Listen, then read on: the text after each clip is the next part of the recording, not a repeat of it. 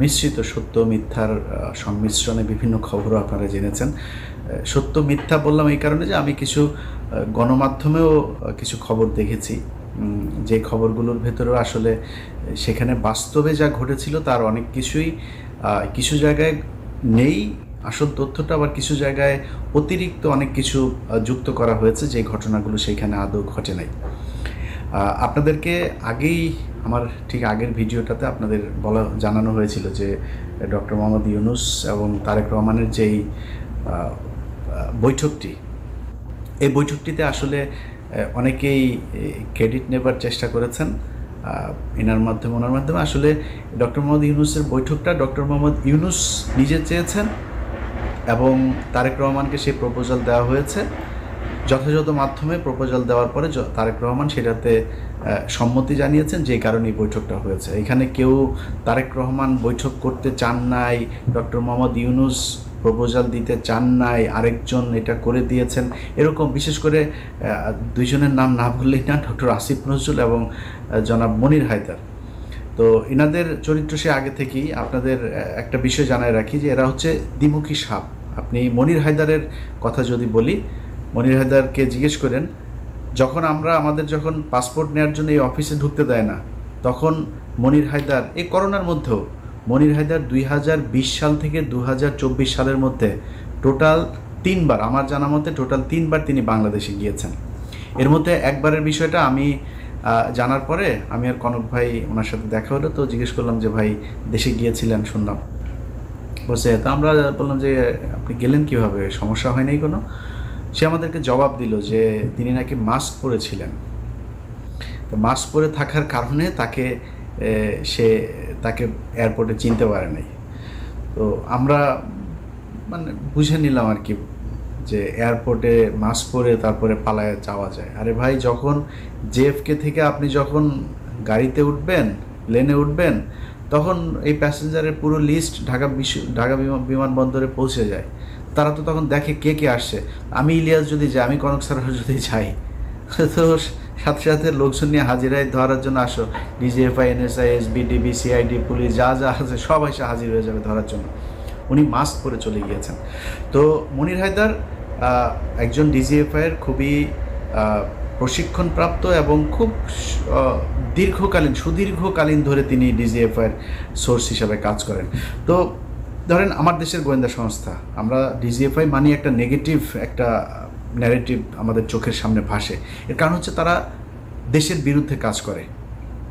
তাদের কাজ হলো ভারতীয় গোয়েন্দা সংস্থা ভারতের কোনো আমাদের দেশে করে কিনা, তারা ভারতের বিরুদ্ধে কে কাজ করে তাদেরকে ধরে নিয়ে তারা গুম করে।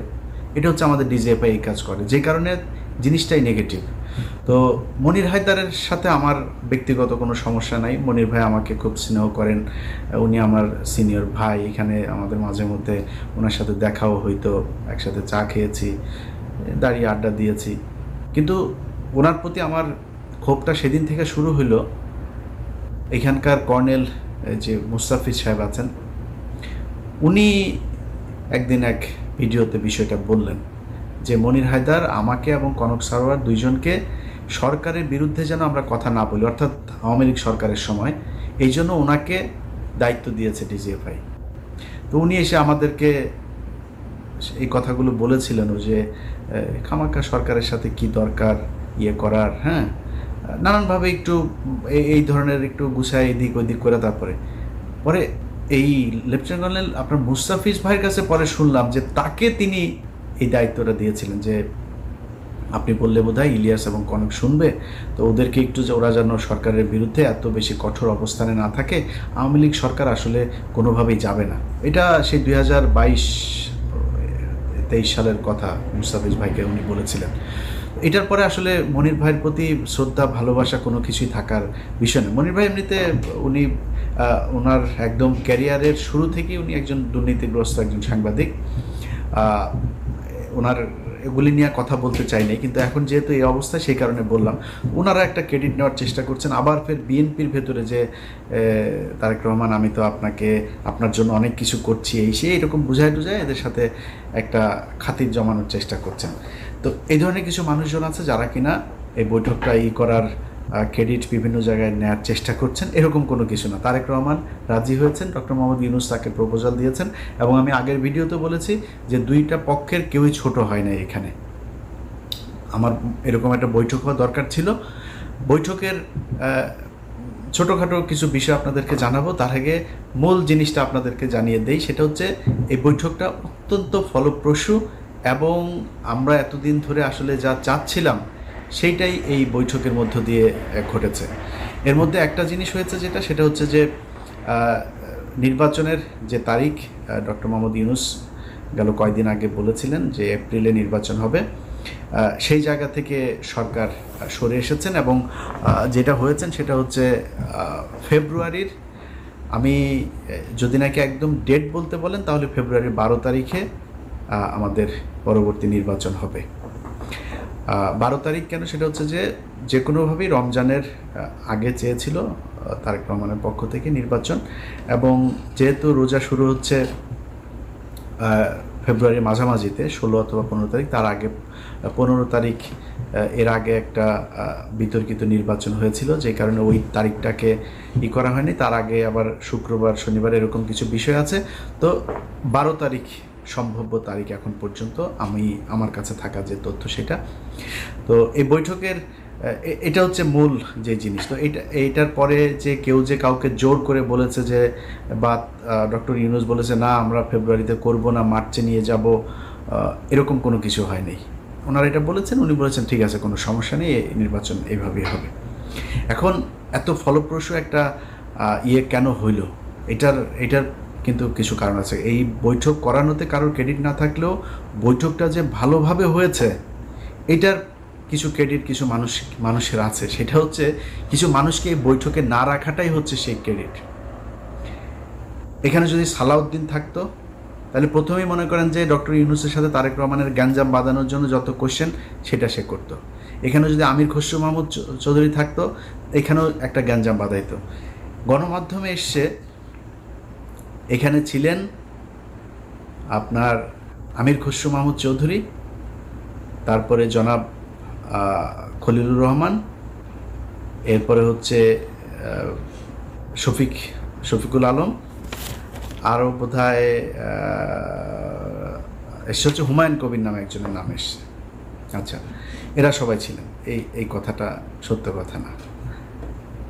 ডক্টর মোহাম্মদ ইউনূস যে হোটেলে উঠেছেন, ডকচেস্টার হোটেল, সেটা হচ্ছে লন্ডনের বিখ্যাত সেই হাইড পার্ক, এটার পাশের একটা রাস্তাটার নাম হচ্ছে পার্ক লেনের উপরে সেই হোটেলটা। এই হোটেলে যেখানে আপনার বৈঠকটা হওয়ার কথা ছিল একটা মিটিং রুমে, কিন্তু ডক্টর মোহাম্মদ ইউনূস সেই রুমে করেন নাই। তিনি বলেছেন যে আমি ওনাকে আমার সুইটের ভেতরে নিয়েই তারপরে আমরা কথা বলবো। খুবই আন্তরিকতা দেখিয়েছেন, একদম নিজের রুমে নিয়ে তারপরে সেখানে তারা কথা বলেছেন। এবং এর আগের কিছু জিনিস আপনারা এরই মধ্যে জেনেছেন যে তারেক রহমান বেগম খালেদা জিয়ার সালাম পৌঁছে দিয়েছেন, দুইজনের কুশল বিনিময় করেছেন। তারেক রহমান ওনাকে বলেছেন আপনি এখানে এসেছেন, এটা অনেক সুন্দর জায়গা, হাঁটতে গিয়েছিলেন কিনা, এই ধরনের আলাপ টালাপও হয়েছে। এরপরে ওইখানে যেই স্যুটটাতে বসে আপনার বৈঠকটা হয়, সেখানে প্রথমে এই যে 4 জনের নাম বললাম আমি, শফিকুল আলম, খলিলুর রহমান, আমির খসরু মাহমুদ চৌধুরী এবং হুমায়ুন কবির, ওনারা ছিলেন ওইটাতে।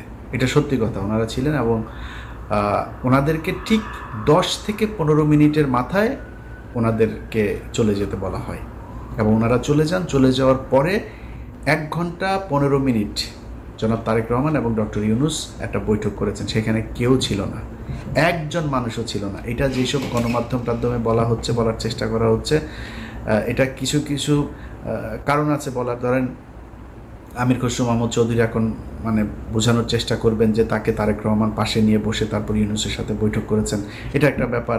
আরও কিছু জায়গায় মানে ওই না জেনে তারপরে এই খবরগুলো ছড়ানো হয়েছে, এরকম কোনো কিছু ঘটে নাই।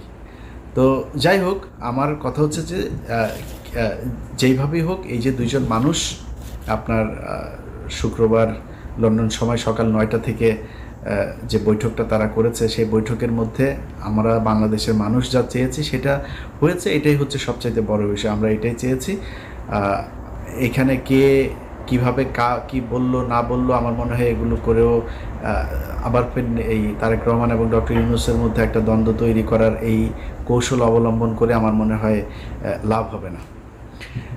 অতএব আমরা বিএনপি এবং ডক্টর মোহাম্মদ ইউনূসের দুইজনের মধ্যবর্তী একটা জায়গায় নির্বাচনের জন্য দেশবাসী প্রস্তুতি নেই। যারা নির্বাচন করবেন তারা প্রস্তুতি নেই। আমরা যারা ভোটার আছি আশা করি ইনশাল্লাহ এবারের ভোট নিজে উপস্থিত থেকে ভোট কেন্দ্রে গিয়ে তারপরে জীবনের প্রথম ভোট দেওয়ার সুযোগ পাচ্ছি। আমি আমার এর আগে যেই নির্বাচন, আমি 2002 সালের এসএসসি পরীক্ষার্থী, 2004 সালের এইচএসসি পরীক্ষার্থী। তো আমি ভোট দেওয়ার এর আগে আর সুযোগ পাইনি। একটা ভোট পেয়েছিলাম, 111 সরকারের সময় ভোটটা পেয়েছিলাম। তো ওইবার আমি ভোট দিতে যাইনি।